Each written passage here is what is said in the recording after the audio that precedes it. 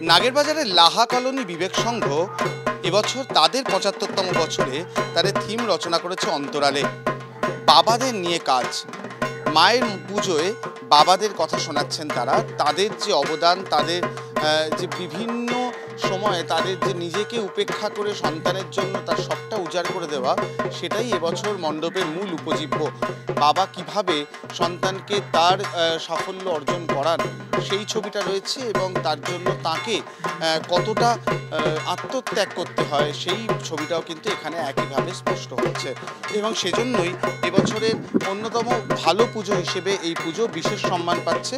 তার সঙ্গে অবশ্যই মানানসই প্রতিমাও রয়েছে। তবে আগে বিশেষ সম্মান তুলে দেবো লাহা কলোনি বিবেক সংঘের হাতে। যেহেতু পরিবারের কথা বলা হচ্ছে, সেখানে বাবার অবদানের কথা বলা হচ্ছে, সেই জায়গা থেকে শিবের উপস্থিতি এখানে খুব গুরুত্বপূর্ণ।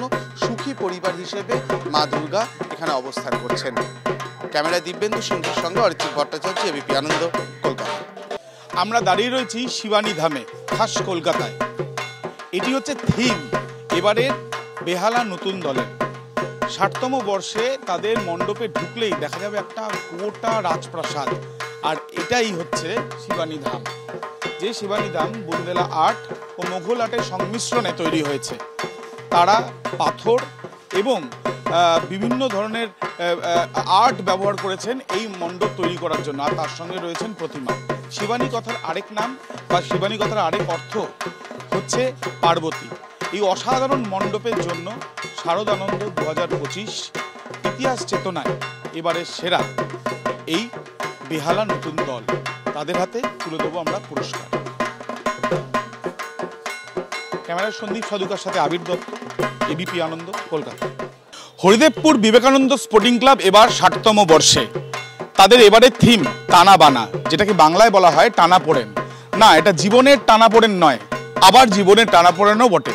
তার কারণ বেনারসি শাড়ি কিভাবে তৈরি হতো আর তার আদি ইতিহাস থেকে বর্তমান কিভাবে বিভিন্ন ঐতিহ্য এবং বর্তমানকে সামনে নিয়ে আসা হয়েছে, এই প্যান্ডেলে না আসলে বোঝা যাবে না।